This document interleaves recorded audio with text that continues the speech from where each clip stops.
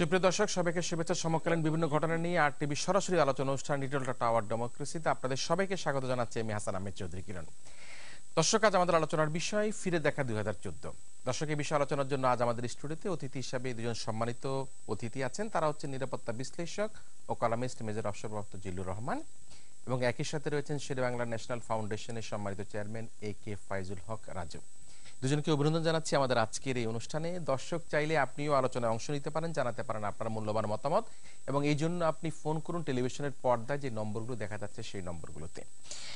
আমরা আলোচনা শুরুতেই বলেছি আমাদের ফিরে দেখা 2014 দিয়ে আমরা আলোচনা শুরু করতে চাই। এটি বছরের একেবারেই প্রথম দিন, এবং আমরা গতকালকেই আমাদের 2014-এর শেষ দিন অতিবাহিত করেছি। ফিরে দেখা 2014-এর মধ্যে যদি আসি, তাহলে আমরা যেটা দেখি সেটি হচ্ছে যে 5 জানুয়ারির একতরফা নির্বাচনের কথা যেটা আপনারা বলেন, লতিফ সিদ্দিকীর যে অবমাননাকর বক্তব্য, প্রশ্ন ফাঁস রয়েছে, নারায়ণগঞ্জের আলোচিত ঘটনা রয়েছে, স্বর্ণের খনি বিমানবন্দর রয়েছে, বিপর্যস্ত সুন্দরবন, নানা বিষয় কিন্তু এখানকার মধ্যে অন্তর্ভুক্ত রয়েছে, এবং সেই বিষয়গুলোর মধ্যে আমরা দু একটি বিষয় নিয়ে মোটা দাগে কথা বলবো। আপনি ইতিমধ্যেই গত বছরের যে নানা বিষয়গুলো সেগুলো নিয়ে নানা জায়গায়ও দু একদিনের মধ্যে আলোচনা পর্যালোচনা করেছেন। তবে সবচেয়ে বড় বিষয় সেটি হচ্ছে গতকালকে বছরের শেষে বেগম জিয়া তারা একটা সংবাদ সম্মেলন করেছেন, এবং সেখানে তিনি মোটা দাগে যেটি বলেছেন সেটি বোঝানোর চেষ্টা করেছেন নির্বাচন চান, এবং সেই নির্বাচনটা তিনি বলছেন যে সকল দলের অংশগ্রহণ নিশ্চিত করতে হবে, সুষ্ঠু হতে হবে, নির্বাচন কমিশনকে ঢেলে সাজাতে হবে, এবং একই সাথে তিনি এটিও মনে করেন যে এই নির্বাচন গণতান্ত্রিক অধিকারের যে নির্বাচন সেটি খুব দ্রুত দিতে হবে, কিন্তু কোনো টাইম ফ্রেম তিনি দেননি। এই যে বেগম জিয়ার গতকালকের সর্বশেষ সংবাদ সম্মেলন এবং তার 7টি যে দাবি, সেই দাবির বিশ্লেষণকে আপনি কিভাবে দেখবেন?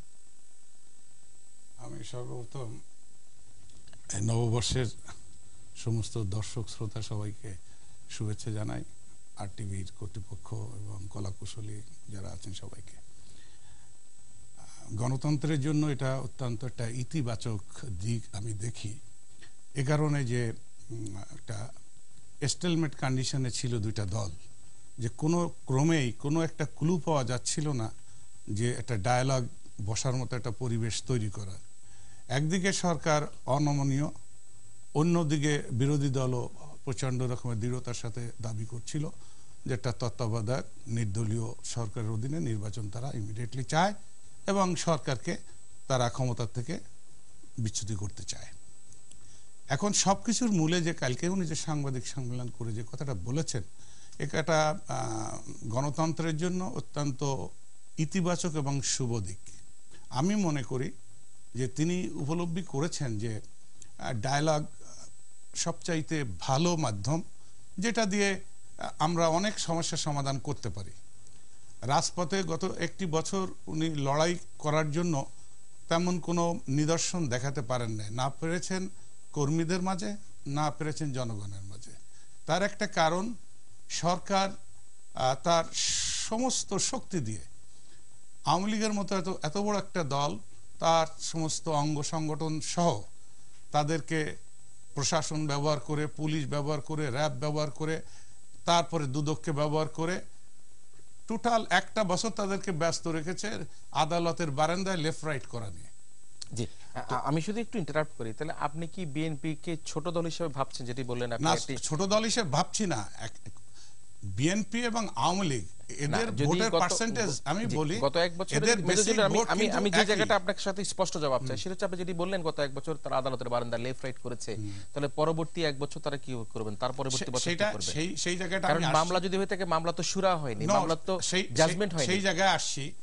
একটা মানুষ, আপনি কখন দেওয়ালে পিঠ ঠেকে গেলে একটা সময় তখন কিন্তু আপনি বাঁচা মরার লড়াইতে যাবেন। এখন এই এক বছর ধরে দেখেন বিরোধী দলীয় নেত্রী বেগম খালেদা জিয়া, উনি কিন্তু বিভিন্ন জায়গায় সভা করেছেন ঢাকার বাইরে, এবং মানুষকে সম্পৃক্ত করার জন্য উনি ওনার বক্তব্য দিয়েছেন, কর্মীদের চাঙ্গা করার জন্য উনি বিভিন্ন জায়গায় গিয়েছেন, ওনার নেতাদের পাঠিয়েছেন অনেক জায়গায়, তারা তাদের কাউন্সিল করেছে অর্গানাইজ করার জন্য। ঢাকারটাও করা হয়েছে কমিটি, কিন্তু সেই কমিটি নিয়ে ছাত্র দলে একটা সমস্যার জন্য এটা আবার অনেক প্রশ্নবিদ্ধ হয়েছে। বাট মূল কথা হলো যে আপনি যে প্রশ্নটা জানতে চাচ্ছেন, বিএনপি কি ছোট দল না? কখনোই ছোট দল না। বিএনপি এবং আওয়ামী লীগ 1-2% ভোটের এদিক ওদিক, তাদের কোর যে ভোটার এই দুই দল ক্ষমতা আসে সুইং ভোটারদের ভোটে। সেই সুইং ভোটাররা তারা কিন্তু নট স্পিরিচুয়ালি অ্যাফিলিয়েটেড, তারা এই দলের কারোর সাথে মন দেল দিয়ে অ্যাফিলিয়েটেড না, তারা দেখে ভালো কাজ করছে না খারাপ কাজ করছে। আর আরো একটা কথা বলে দিই, এই দেশের প্রেক্ষাপটে রাজনীতিবিদ এবং রাজনৈতিক দলগুলা মনে করে আমি ভালো কাজ করি এই জন্য আমাকে ভোট দেয়, তা নয়। আজকে যদি বিএনপিকে বেশিরভাগ লোক ভোট দেয় তার মানে আওয়ামী লীগ ভালো কাজ করে নাই, নেগেটিভ ভোটগুলা সেখানে। আমরা আপনার কাছে আবার আসছি, তবে একটা জায়গায় কিন্তু আপনি উত্তর দিতে হবে, সেটি হচ্ছে আপনি যেটি বলছিলেন যে সুইং ভোট মাত্র 1-2% পার্থক্য, যদি পার্থক্য থেকে থাকে তাহলে 15 ফেব্রুয়ারি নির্বাচনের পর অল্প কিছু দিনের মধ্যেই একটি জাতীয় নির্বাচন দিতে বাধ্য হয়েছিল বিএনপি। আওয়ামী লীগকে সে বাধ্য করতে কেন বিএনপি পারছে না, সেই প্রশ্ন উত্তর আপনার কাছে আসবো পরবর্তী সময়। আমি আসবো যে 5 জানুয়ারি নির্বাচন নিয়ে প্রসঙ্গ তুলেছিলাম এবং সেই নির্বাচনকে একটা গ্রহণযোগ্য নির্বাচন নয় বলে বিএনপি তারা সমর্থিত সকল দল তারা দাবি করছেন। আপনি কি মনে করেন এই নির্বাচনটি গ্রহণযোগ্য ছিল? এই নির্বাচন 153টি আসনে কোনো নির্বাচন হয়নি, সেটিকে আপনি কিভাবে বিশ্লেষণ করবেন? ধন্যবাদ এবং দর্শকদেরও ধন্যবাদ এবং সবাইকে। আজকে জানেন যে আমাদের ইংরেজি নববর্ষের প্রথম দিন, সবাইকে শুভেচ্ছা জানাচ্ছি। আপনাদের আরটিভির সবাইকে শুভেচ্ছা। তো আসলে বিষয়টা কি, পক্ষে বিপক্ষে 5 জানুয়ারি নির্বাচন নিয়ে আমরা ব্যাপক আলোচনা সমালোচনা অনেক কিছু দেখেছি। হ্যাঁ, পক্ষে যারা বলার সরকারের পক্ষ থেকে, আমাদের বিশেষ করে আওয়ামী লীগের পক্ষ থেকে এটাকে বলা হয়েছে এবং আমার মনে হয় যুক্তিসঙ্গতভাবে বলা হয়েছে। ব্যাপারটা কি দেখেন, যে খুব ছোট্ট যদি একটা উপমা দিয়ে বলি, যে আপনার গণতান্ত্রিক যে অগ্রযাত্রা বা গণতান্ত্রিক যে প্রতিষ্ঠানগুলি থাকে তার ভিতরে নির্বাচন একটি অন্যতম। বিকজ নির্বাচনের মাধ্যমে রাজনৈতিক দলগুলোর ভিতর থেকে যে কম্পিটিশন হয় সেখান থেকে আপনার একটি দল বা জোট যেই বলেন তারা ক্ষমতায় আসে। তো 5 জানুয়ারি নির্বাচনটা কিন্তু আমাদের গণতন্ত্রের যে অভিযাত্রা বা অগ্রযাত্রা যেটাই বলেন আপনি, হাঁটি হাঁটি পা করে আজকে যে গণতন্ত্র 90-এর পর থেকে, বিশেষ করে যে আপনার যে তৎকালীন স্বৈরশাসক এরশাদ সাহেবের পর আজ পর্যন্ত যে নির্বাচনগুলা হয়ে আসছে, একটা কিন্তু ট্রেন্ড চালু আছে। কিন্তু C the train is moving. আপনি বলতে পারেন যে এটা বেশি ফাস্ট মুভ করে নাই, বাট ট্রেন ইজ মুভিং। কিন্তু আমি সেই জায়গায় বলি, গণতন্ত্রের যাত্রা কি 5 জানুয়ারি নির্বাচন থেকে শুরু হয়েছিল মনে করেন? না না না না, আগের থেকেই চলছে। আচ্ছা, এন্ড ওটার কন্টিনিউশনটাই হচ্ছে কিন্তু 5 জানুয়ারি নির্বাচন। মানে কন্টিনিউশনটা কিন্তু সেই জায়গার মধ্যে কোনো দুর্বলতা ছিল না। দুর্বলতার ব্যাপারটা যদি বলেন, এটা কিন্তু ব্রড স্পেকট্রামে কথা বলতে হবে তাহলে। তো সেই সময় আমরা এখানে পাবো না এবং প্রস এন্ড কনস আমরা যেতেও পারবো না। বাট যেটা বলি যে এটা কিন্তু একটা পজিটিভ সাইড ছিল, যে গণতান্ত্রিক যে অভিযাত্রা আমাদের অগ্রযাত্রা সেটা কিন্তু কন্টিনিউয়াসলি চলছে, কিন্তু সে জায়গায় কিন্তু কোনো বন্ধ হয় নাই। এবং আপনি কি তাহলে যদি নির্বাচন না হতো তাহলে what would be the alternative, তাহলে আপনি আমাকে বলেন তাহলে ওই সময় তাহলে কি করতেন আপনি? আপনি আমাকে বলেন কিরণ ভাই, যে এখানে বা ভাই বলতে পারবে আমার মনে হয়, যে দেয়ার ওয়াজ নো অপশন ইলেকশন আপনাকে না। আমি শেষ করি, আমরা একটু শুনে নিই। আপনাদেরকে কিন্তু দাওয়াত দেওয়া হয়েছিল। আপনি জানেন যে একটি রিট হয়েছিল মহামান্য আদালতে, সেখান থেকে কিন্তু তত্ত্বাবধায়ক ব্যবস্থাটা সম্পূর্ণভাবে সেখান থেকে চলে যায়। খালেদা জিয়া এবং বিএনপি এবং তার সঙ্গে যারা জোটগুলি ছিল তারা সবাই তত্ত্বাবধায়কের ব্যাপারে কিন্তু তখন অনড় ছিল। আজকে দেখেন তারা কিন্তু সেই জায়গায় নাই, তারা সেই জায়গা থেকে শিফট করে কিন্তু বলছে যে একটি সবার অংশগ্রহণে নির্বাচন চাই। সো উইচ ইন্ডিকেটস দ্যাট তাদের যে দাবিটা ছিল সেটা তৎকালীন সময় তারা মনে করেছিল, তারা তো একটা কম্প্রোমাইজিং অ্যাটিটিউড দেখাচ্ছে। হ্যাঁ, তো সেইটার বিকজ তারা ভুল বুঝতে পারছে কিন্তু আজকে দেরিতে হলো। এটাকে আমি আবার ওইভাবে বলবো না যে এটা একটা মানে তারা সে সময় যেটা করেছিল যে তারা ধরে নিয়েছিল যে তত্ত্বাবধায়ক সরকারের আন্দোলনের মাধ্যমে তারা একটা মোমেন্টাম পাবে এবং সেই মোমেন্টামের মাধ্যমে তারা সরকারের একটা পতন ডেকে আনবে এবং তারপরে তারা বাংলাদেশে যেটা নির্বাচনে হয় যে বিশাল একটা জয় পাবে। সেই জায়গায় কিন্তু আজকে তারা একটা মেজর একটা শিফট দেখতে পাচ্ছি আমরা। সেটা কি, যে তারা যে কথাটা বললেন আপনি, যে কম্প্রোমাইজিং একটা অ্যাটিটিউড, এবং এটা কিন্তু ভালো গণতন্ত্রের জন্য। এখন বর্তমান সরকার নিশ্চয়ই তাদেরকে সেভাবে আরেকটু অ্যাকোমোডেটিভ ভাবে ইনশাল্লাহ একটু তাদেরকে সুযোগ সুবিধা দিবে এবং আলোচনায় নিশ্চয়ই হবে। কখনো কিন্তু আওয়ামী লীগ বা সরকার কিন্তু বলে নাই যে আলোচনা একদম হবে না, এই কথাটা কিন্তু কখনো না করে দেয়নি। কিন্তু গণতন্ত্রের আলোচনা একটা না। কিন্তু আপনি দেখুন ফাইজুল হক রাজু সাহেব, আপনি দেখুন যে গতকালকে কিন্তু বিএনপি সংবাদ সম্মেলনের পরপরই রাত্রেই কিন্তু আওয়ামী লীগ সংবাদ সম্মেলন করলো এবং সেখানে তারা বলল যে 2019 সালের আগে কোনো নির্বাচন নয়, কোনো সংঘাত নয়, কোনো সমঝোতা নয়, এই ধরনের বক্তব্য তারা দিয়েছে। এবং ইতিপূর্বে আমরা দেখেছি তারা বলেছে খুনিদের সাথে কিসের আলোচনা, কিসের মিটিং, তাহলে যে সংঘর্ষ সংঘাত সেটিকে অব্যাহত থাকবে কিনা? সেখানে একটা হার্ডলাইনে সরকার এবং বিশেষ করে সরকারি দল আওয়ামী লীগ আছে। বাট এটার মানে এই যে তারা বলতে চাচ্ছে যে আগামী নির্বাচনটা সাংবিধানিকভাবে সেই 19 সালেই হবে। এটা কিন্তু সাংবিধানিক, যে আপনি যদি দেখেন যেখানে কিন্তু প্রতি 5 বছরের জন্য সরকার হয়। তাহলে আলোচনা হবে কি নিয়ে? তো বিএনপি যেহেতু সেই সময় আপনি দেখেন যে ব্যাপক ডিস্ট্রাকশনের মাধ্যমে তারা সমস্ত আলোচনার পথ কিন্তু রুদ্ধ করে দিয়েছে বিএনপি কিন্তু তখন, এবং বিএনপির সঙ্গে তারা জামাত শিবিরকে তারা ভর করে যেই গবাদি পশু সহ মানুষকে একসঙ্গে মারার এই যে একটা নৃশংস অবস্থা, এটা কিন্তু বাংলাদেশের মানুষ গণতন্ত্রের নামে যে আন্দোলনটা হয়েছিল এটা কিন্তু মানুষ এখনো মেনে নিতে পারে নাই। এবং যার জন্য আজকে যদি বিএনপি বলে যে এই যে দেখেন আন্দোলনের ডাক দেয়, যেখানে গণসম্পৃক্ততা থাকে না, যেখানে সাধারণ মানুষের আশা আকাঙ্ক্ষার প্রতিফলন থাকে না, সেখানে কিন্তু আন্দোলন কিন্তু মোমেন্টাম পায় না, মানে আন্দোলনের পালে হাওয়া লাগে না। তো আজকে সরকার পক্ষ যেটা বলছে যে 2019 সালে নির্বাচন হবে, এটা কিন্তু সাংবিধানিক আপনার আলোর আওতায় বলছে যে 2019 সালে ইলেকশনটা হবে। এখানে কিন্তু you can't find them at fault, আপনি কিন্তু তাদেরকে কিন্তু ফল্টে পাবেন না। যখন এই কথাটা বলে যে 2019 সালে হবে, এটা exactly in accordance with the constitution, তার মানে বিধিসম্মতভাবে 2019 সালে নির্বাচন বিধিসম্মত হবে। হবে। তো সরকার তো বিধিসম্মতভাবেই কথা বলবে। নিশ্চয়ই আমরা সেই আলোচনায় আবার আসবো। আন্দোলনের হালে পালে হাওয়া আছে কিনা সেটি শুনবো আমরা জিলুর ভাইয়ের কাছে। তবে আমরা একটা দর্শকের মতামত নেই এবং তারপর আপনার কাছে আলোচনা আসবে। প্রিয় দর্শক, আপনার নাম বলে প্রশ্নটি করুন। জি, সালামালাইকুম। আসসালাম। আমি তারেক বলছিলাম ঢাকা থেকে। জি, আমার প্রশ্নটি হচ্ছে যে বর্তমান সরকার ক্ষমতায় এসেছিল ডিজিটাল বাংলাদেশ গড়বে বলে, এবং তারা অনেক ক্ষেত্রেই কিন্তু বাংলাদেশকে ডিজিটালাইজ করতে সক্ষম হয়েছে। কিন্তু এই যে আমরা রিসেন্টলি দেখলাম যে একটা বাচ্চা, আপনার জিহাদ নামের যে বাচ্চাটা, আপনার তাকে যে উদ্ধার করতে পারলো না, বা আমাদের লঞ্চ ডুবি হলো আজ পর্যন্ত কোনো হদিস নেই, বা সুন্দরবনে যে আপনার এত বড় একটা ঘটনা ঘটে গেল সেটারও কোনো প্রতিকার হলো না। তো আসলে আমাদের সরকার কতটা ডিজিটালাইজ হতে পারবে আগামীতে, এটাই আমার প্রশ্ন। জি, নিশ্চয়ই আপনার যে প্রশ্নটি সেটি আসলে বছরের আলোচিত ঘটনাগুলোর মধ্যে এগুলি রয়েছে। আমরা সেই আলোচনায় ফিরে আসবো একটা বিরতির পর। দর্শক, আপনারা দেখছেন লিটল টাওয়ার ডেমোক্রেসি।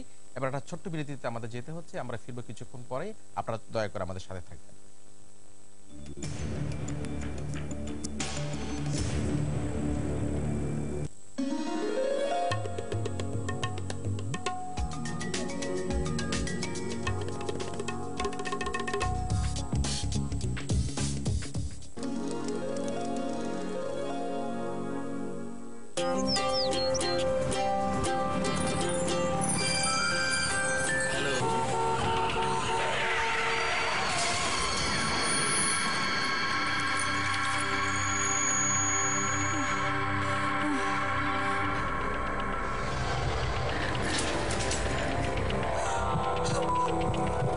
সরি, চোখটা রক্ষা করতে পারলাম না।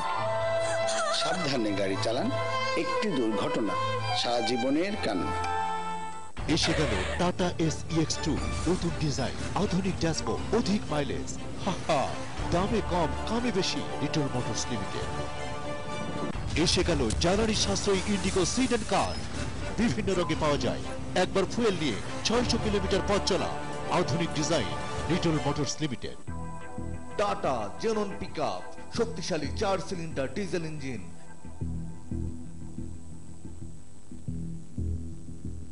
Tata LPS 4018 x prime mover, আধুনিক শক্তিশালী ইউরো 2 ইঞ্জিন, জ্বালানি সাশ্রয়ী, বড় ফুয়েল ট্যাঙ্ক, যা নিশ্চিন্ত করে দূরের যাত্রা।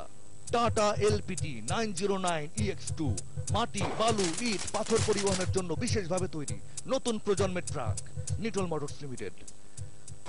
টাটা 1109 EX2, জ্বালানি সাশ্রয়ী, শক্তিশালী turbo engine, power steering, Nitol Motors limited.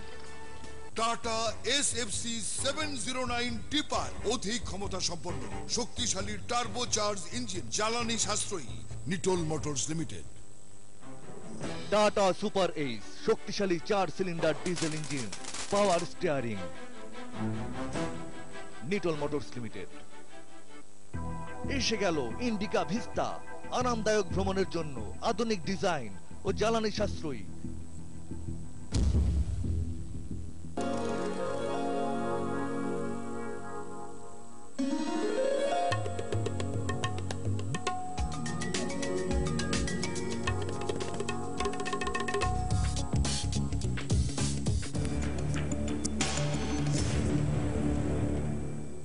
দর্শক বিরতির পর আবারও স্বাগত লিটল টাওয়ার ডেমোক্রেসি অনুষ্ঠানে। আলোচনা করছি ফিরে দেখা 2014 নিয়ে। আলোচনা করছে নিরাপত্তা বিশ্লেষক ও কলামিস্ট মেজর আফসার জিলুর রহমান এবং শেরে বাংলা ন্যাশনাল ফাউন্ডেশনের সম্মানিত চেয়ারম্যান AK ফাইজুল হক রাজু।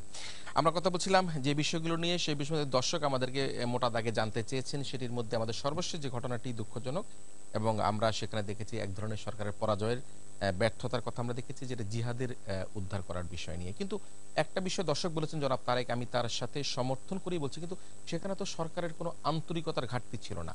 এটি সুন্দরবন বলেন আর আমাদের যে লঞ্চ ডুবি ঘটেছে পদ্মায় ঈদের পর পরই, কোথাও কিন্তু সরকারের আন্তরিকতার ঘাটতি ছিল না। তার চেষ্টা ছিল এবং সেই চেষ্টা তারা অব্যাহত রাখছে, দেশের উন্নয়নের চেষ্টা করছে। আপনি এই দর্শকের মত আমাদের সাথে কিভাবে বিশ্লেষণ করেন? এটা অত্যন্ত বেদনার। এখন এই জিহাদ গোটা জাতির কিন্তু একটা প্রতিবিম্ব হয়েছে। যখন এটা মিডিয়াতে প্রচার হলো, আমি দেখার পরে আমি নিজেও লিখেছিলাম যে আমার অতীত অভিজ্ঞতা যদি কোনো কাজে লাগে, আমি এই উদ্ধার কর্মীদের সাথে সামিল হয়ে আমিও একটু সেখানে এফোর্টস দিতে চাই। তখন যে সমস্যাটা হয়েছে না, তখনও তারা বলছিল যে আমরা অক্সিজেন দিচ্ছি, তার সাথে কথা হয়েছে, আমরা ট্রাই করছি, তারা চেষ্টা করেছে, তাদের চেষ্টা ত্রুটি নাই। সমস্যাটা কোথায় হয়েছে আমাকে বলতে দেন। সমস্যাটা হয়েছে তারা চেষ্টা করছে, ঠিক আছে, উদ্ধার করতে পারছে না, সময় লাগছে, সেটাও ঠিক আছে। আমাদের সেই মডার্ন ইকুইপমেন্ট নাই। এটা শুধু বাংলাদেশে না, সারা বিশ্বের মধ্যে এটা একটা ইতিহাস। 600 ফিট নিচে একটা শিশু চলে গেছে 14 থেকে 17 ইঞ্চি, যার ডায়া। এটা ভেরি ডিফিকাল্ট, ওই ধরনের ইকুইপমেন্ট আমাদের নাই। আমি যে জায়গাটা মানে ফলো করি সেটা হচ্ছে, আমি গত পরশু দিন আমার মনে হয় ডিজি ফায়ার দেখতেছে, ডিজি ফায়ারের সাথে আমি কথা বলেছি, ব্রিগেডিয়ার জেনারেল আলী আহমেদের সঙ্গে। আমি তাকে বলেছি একটা জিনিস আপনি করেন এখন, সেটা হচ্ছে আমাদের যত ভলান্টিয়ার্স আছে তাদেরকে একটা ওরিয়েন্টেশন ট্রেনিং করান। তাদের যে ইনোভেটিভ আইডিয়া আছে, তাদের যে সাহস আছে, দেশের জন্য জাতির জন্য তারা প্রাণ দিতে পারে, আমাদের অনেক ইউনিফর্ম মানুষের চাইতে বেশি। সুতরাং তাদের সেই ফোর্সটাকে কাজে লাগান। সেটা কিভাবে? এরিয়া ভিত্তিক আপনাদের একটা ডিজিটাইজ লিস্ট থাকবে। ওই এলাকায় কোনো ঘটনার সাথে আপনারা মোবাইলে বলার সাথে সেই টিম ওখানে দৌড়ায় যাবে, আপনারা প্রসেসে গেলেন।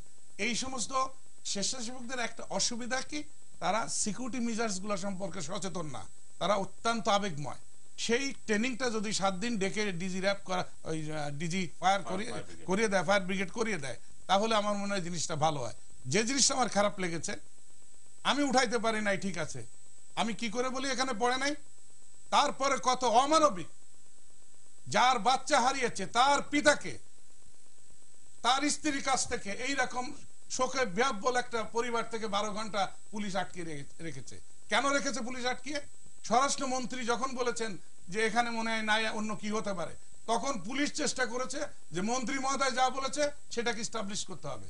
এবং পরবর্তীতে সে যে কথাগুলো বলেছে, দেখেন, আরো হৃদয় বিদারক। তাকে মানসিক নিপীড়ন করা হচ্ছে যে তুমি বলো যে বাচ্চা এখানে পড়ে নাই, তো আমার বাচ্চা কি হবে? তাহলে কেউ নিয়ে গেছে বলো, বলে যে আমি গরিব মানুষ, আমার বাচ্চা নিয়ে কি করবে, আমার তো এরকম শত্রু নাই। তার মামাকেও একইভাবে বলা হয়েছে। এগুলো অত্যন্ত বেদনার এবং অত্যন্ত অমানসিক। আমি মনে করি প্রশ্নকর্তার সাথে আমি মিল রেখে বলবো, যেটা নিয়ে তার যে কনসার্ন, আমারও একই কনসার্ন। যারা এগুলা করেছে এ তদন্ত হওয়া উচিত এবং তাদের বিচার হয়ে নিশ্চিত করা উচিত তাদের সাজা, যাতে ভবিষ্যতে এইভাবে অমানবিক আচরণ যেন কেউ না করতে পারে, আর এই অন্যায় কাজ করে যেন কেউ পার না পেতে পারে। না, সেখানে তো স্বরাষ্ট্র প্রতিমন্ত্রী ছিলেন, আমি তো সেটা বললাম। সাজা কার দাবি করছেন আপনি? সাজা সেই যে পুলিশ যে স্বরাষ্ট্রমন্ত্রী বলার পরে নিয়ে গেল, 12 ঘন্টা থানা আটকে রাখলো। তাহলে আজকে দেখেন, আমি থানার উচিত দাবি করছেন নাকি না কর্তা ব্যক্তি দাবি করছেন আপনি? ওসি হোক, হুকুমদাতা হোক, যেই হোক, ওটা তো ইনকোয়ারি করলে বেরোয় যাবে যে লাইনে কারা আছে। ওটা তো আর স্প্লিট আউট করে বলার দরকার নেই। আমি স্যালুট করি আমাদের এই বীর স্বেচ্ছাসেবক যে 5 জন 6 জন যারা এই লাশটা উঠিয়েছে। আপনি কিরণ সাহেব চিন্তা করুন, ওই লাশ যদি তারা না উঠাতে পারতো, ওই রাতেই ওই উপরে লোহা দিয়ে সিল করা হতো, সলিল সমাধি করা হতো এই ছেলেটাকে চিরজীবনের জন্য। যার মা তার কান্না শুনেছে, ওখানে আর্তনাদ শুনেছে, যার পিতা তার আর্তনাদ শুনেছে। আপনি আমি আইন দিয়ে, শক্তি দিয়ে, অর্থ দিয়ে সব বন্ধ করতে পারবো, তার হৃদয়ে যে তুষের আগুনের মতো দাউ দাউ করে জ্বলবে, এটা কোনোদিন আপনি বন্ধ করতে পারবেন? এই জাতি তাদের কাছে চিরদিন মাথা নত হয়ে থাকতে হতো। আমি এই জন্য ধন্যবাদ দিই এই স্বেচ্ছাসেবকদের, যে তারা সত্যিকারে একটা কাজ করেছে জাতীয় বীরের মতো। নিশ্চয়ই নিশ্চয়ই আমরা আসলে খুব বেদনা হত হয়ে যায় যখন এই ধরনের কোনো ঘটনা ঘটে, এবং আপনি যেটা বলছিলেন সিল গালা করে হয়তো বন্ধ করে দিত, কোনোদিনই হয়তো বা এই শিশু জিয়াদকে আমরা দেখতে পাবো না, তার বাবা মাকেও হয়তো বা নানান নির্যাতনের শিকার হতে পারতো, আপনি যেভাবে মন্তব্য করেন। আমি এটা ভিন্ন প্রসঙ্গে আপনার কাছে আসি, জিহাদ প্রসঙ্গে আমাদের সময় যেহেতু কম, একই সাথে আমরা যদি ভাবে বলি নারায়ণগঞ্জে যে ঘটনাটি ঘটেছিল, অ্যাড করতে চাই শুধু, দেখেন সরকারের কাজটা কি ম্যানেজমেন্ট করা সবকিছু, ঠিক আছে?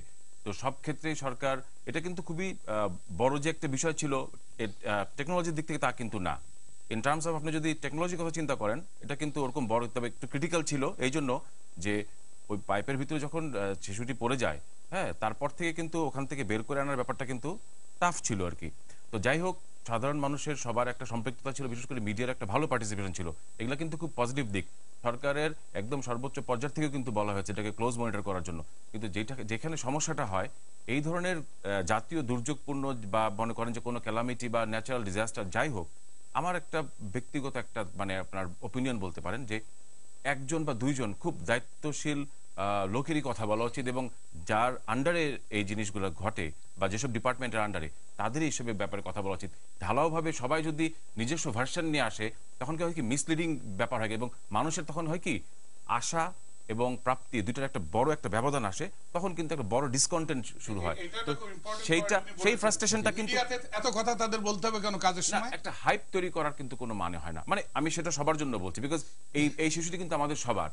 এখানে কিন্তু আওয়ামী লীগ, বিএনপি বা কোনো সরকার দল, বিরোধী দল এরকম কিছু ছিল না। নেহাত একটি ছোট পরিবারের একটি বাচ্চা, একটি শিশু। তো সেই জন্যই বলছি যে আমাদেরও এরকম সন্তান আছে, আপনারও আছে বা ভাইয়েরও আছে। তো anything can happen to anybody, anything can happen to, because accident is an accident, সেটাকে সেভাবে দেখতে হবে। অ্যাক্সিডেন্ট নিয়ে রাজনীতিও করা যাবে না, এবং সেটা নিয়ে শুধু তির্যক কথা বা বিরূপ মন্তব্য করলেই কিন্তু সমাধানের পথ বেরিয়ে আসবে না। You have to come up with solutions also. It's right mister Faizul Haque Raju, আপনি বলছিলেন যে এই জায়গায় রাজনীতি করা যায় না, সেই শিশু আমাদের সকলের শিশু, আমি মনে করি জাতির শিশু। কিন্তু আমরা যদি একটু ফিরে দেখা 2014-তে যাই, তাহলে সবচেয়ে আলোচিত সমালোচিত ঘটনাটি নারায়ণগঞ্জে ঘটে গেল। সেই জায়গাটা কি হয়েছে? সেই জায়গাটা যারা করেছেন তারা কাদের ইন্ধনে করেছেন, কি জন্য করেছেন, কেন হয়েছে? এই যে রাষ্ট্রীয় সন্ত্রাসের কথা বলা হয়, কিরণ ভাই, ইন্ধনের ব্যাপারটা কিন্তু আসবে সমস্ত তদন্ত, এটা কিন্তু একটা জুডিশিয়াল ব্যাপার এখন, কিন্তু আপনি জানেন যে, এবং এখানে হাইকোর্টের নির্দেশের আন্ডারে কিন্তু এখানে আপনার ইনকোয়ারি হয়েছে এবং সেটা হচ্ছে। So it is a process, it will take time for sure.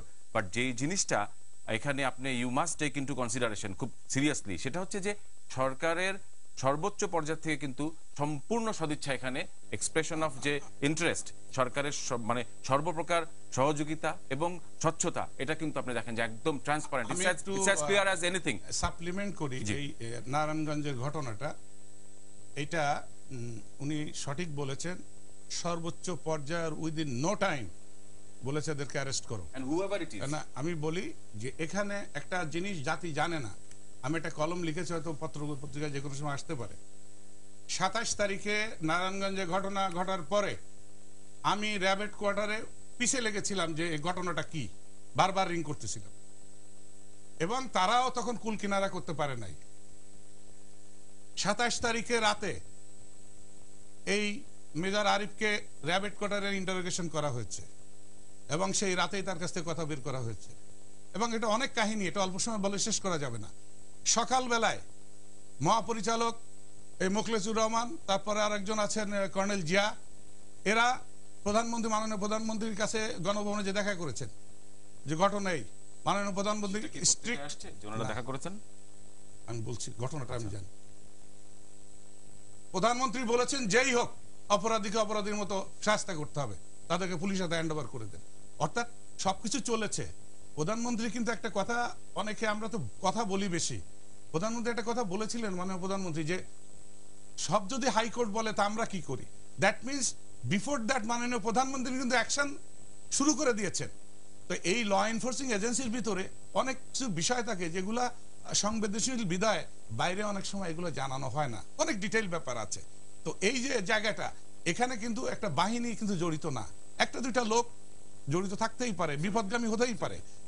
আমি একজন অফিসার, আপনি একজন অফিসার, এক এক ডিপার্টমেন্ট আলাদা হতে পারে, কিন্তু এই বাঙালি আমরা এক পরিবার থেকে আসছি, একজন প্রফেসর হয়েছে, একজন রাজনীতিবিদ হয়েছে, একজন সামরিক, একজন পুলিশ, এই তো আমরা। সুতরাং এখানে যদি একজন দুইজন পাঁচজন, কিন্তু এটা নিয়ে কিন্তু পলিটিক্স হয়েছে যথেষ্ট ভাবে। না, দেখে থাকেন যে বলা হলো যে র‍্যাবকে এখনই ক্লোজ করো, এটা ওটার কারণ রাইট, আমি এখন বলি এখানে একটা পলিটিক্স ওইখানের না, সবকিছুতে সেই পলিটিক্সটা রাজু সাহেব বলি, সেই কিছুতে সবকিছুর ভিতরে রাজনৈতিক নোংরামি আনা না না, এইটার কারণ আছে, এটার কারণ আছে। প্রথমে সঞ্চালক সাহেব জিজ্ঞেস করেছিলেন যে 15ই ফেব্রুয়ারি নির্বাচনের কথা, 96 এর আন্দোলনের কথা বলেছেন না? জি, সেই সময় যদি বিএনপি নির্বাচন বাধ্য হয় তাহলে আপনারা কেন পারছিলেন না? 15ই ফেব্রুয়ারির নির্বাচন জনগণ গ্রহণ করে নাই, যেমন 5 জানুয়ারি নির্বাচনটা জনগণ ভালোভাবে নেয় নাই। আমি শেষ করি, তারপর বলেন। নেয়নি, আন্দোলনের কথা বলছেন, আজকে শুনে রাখেন, এটা আমার গবেষণার ফল বলছি, তখন র‍্যাব গঠিত হয় নাই। জি, এবার যে আন্দোলন হয়েছে 5 জানুয়ারির আগে, এত বড় আন্দোলন তখনই হয়নি। আমি শেষ করতে পারবো না, আমি ভুলে যাব না হলে কিন্তু 96 এর 15ই ফেব্রুয়ারি নির্বাচন আর 5 জানুয়ারি নির্বাচন কিন্তু এক না। 15 ফেব্রুয়ারি নির্বাচনের পরে, আমি শেষ করি, 15 ফেব্রুয়ারি নির্বাচনের পরে কিন্তু আন্দোলনের কথা বলছি, তার চেয়ে তীব্র আন্দোলন এবার হচ্ছে। আমি আন্দোলনের কথা বলছি, সেটাই আন্ডারে কম্পেলিং ফল কি হয়েছে? ওইখানে কিন্তু দেখেন যে রাজু ভাই একটুখানি আন্দোলনের ফল তো আনতে পারেন না। আমি কি বললাম, আপনার তখন র‍্যাব ছিল না। 96 সালে যখন আন্দোলন করেছেন মাঠে, তখন মাঠে র‍্যাব এই বাহিনী গঠিত হয়নি। এইবার কি র‍্যাব দিয়ে আন্দোলন ঠেকানো হয়েছে? প্লিজ, হইছে কিনা সেটা তো আপনারা দেখতেই পারেন। অবশ্যই হইছে, জনসম্পৃক্ততা একটা বিশাল ব্যাপার। অবশ্যই হইছে। আপনি র‍্যাব, আমি বলি র‍্যাব রে মাঠে নামান না, দেখেন আন্দোলন কিভাবে কোথায় চলে যায়। আন্দোলনের না, র‍্যাব তো দেশের একটা, প্লিজ আমি বলি, আপনার সেই প্রশ্ন, আপনার সেই প্রশ্ন গাড়ি ভেঙে দিবেন, আপনি মানুষকে দিনে দুপুরে মানুষ মারেন, এটা কাম্য মারবেন, গাড়ি ভাঙেন, এটা কাম্য করি না। কিন্তু আমি না, আপনি you want RAB to just remain silent and you know just other silent spectator হয়ে বসে থাকবে? না, আমি তা বলি না। উনি বলছে যে র‍্যাব ছিল না, তা কি হয়েছে? আমি সেই কথার উত্তর দিচ্ছি যে যদি র‍্যাব মাঠে না থাকে তাহলে বুঝতে পারবেন আন্দোলন কোথায়। আমরা শেষ করছি, তবে রাজু ভাই আপনি কিছুটা বলতে চাইছেন? আমি বলতে চাচ্ছিলাম যে 15ই ফেব্রুয়ারির 1996 সালের নির্বাচনটা ব্যাপক আন্দোলনের ফসল ছিল, যার জন্য তখন বিএনপি নেত্রী মাননীয় খালেদা জিয়াকে she had to resign under A compelling situation. কিন্তু সারা দেশ তখন তোলপাড় অবস্থা। আজকে কিন্তু 5 জানুয়ারি নির্বাচনের পরে 6 তারিখে কিন্তু মানুষ ড্রাইভ করে যার যার কাজে গেছে, রিক্সাওয়ালা রিক্সা নিয়ে বার হয়েছে, ঠেলাগাড়িওয়ালা ঠেলাগাড়ি নিয়ে বার হয়েছে, বড় বড় বাজারে বা মার্কেটে সবাই দোকানপাট খুলে বসেছে। তার মানে যদি আপনি বলেন যে 5 তারিখে ম্যান্ডেট ছিল না, 6 তারিখে সম্পূর্ণ ম্যান্ডেট দেওয়া ছিল। সেটি যেটাই 6 তারিখে ম্যান্ডেট ছিল সম্পূর্ণ। আমরা আপনার কাছ থেকে নিশ্চয়ই আবার অন্য কোনো সময় অন্য কোনো আলোচনায় শুনে নিব। যেটি তিনি বিশ্লেষণে বললেন, সেটি 5 তারিখে নির্বাচনের পরে জনগণের মধ্যে স্বস্তি আসতে সেটি বলার চেষ্টা করেছেন আমি। তবে যেটাই হোক, আমরা একটা জিনিস প্রত্যাশা করবো, সেটা হচ্ছে নতুন বছর যাতে শুরু হয় নব আনন্দে। এটি আমাদের প্রথম অনুষ্ঠান ছিল। এই অনুষ্ঠানের মধ্যে দিয়ে দুজন তরুণ বিশ্লেষককে আমরা এখানে পেয়েছি। আমরা আশা করবো কোনো হতাশার জায়গায় নয়, আমরা চাই যে আমাদের জাতি যাতে সুসংগঠিত হয়ে যে আন্দোলন সংগ্রামী হোক না কেন সেখানে সরকার সহযোগিতা করবে, গণতান্ত্রিক আন্দোলন চলবে এবং দেশে গণতন্ত্রের যে রক্ষা কবচ হিসাবে গণতন্ত্র আরো বেশি করে প্রতিষ্ঠা হবে, সেটি আমরা প্রত্যাশা করি। দর্শক, দেখছিলেন লিটল টাওয়ার ডেমোক্রেসি। অনুষ্ঠান সম্পর্কে মতামত জানাতে ইমেল করুন awarddemocracy@tvbd.tv-তে। আবারও দেখা হবে একই সময়ের সঙ্গে থাকার জন্য ধন্যবাদ। ভালো থাকুন, নিরাপদে থাকুন, ভীষণ ভালো থাকুন। ধন্যবাদ দুজনকেই।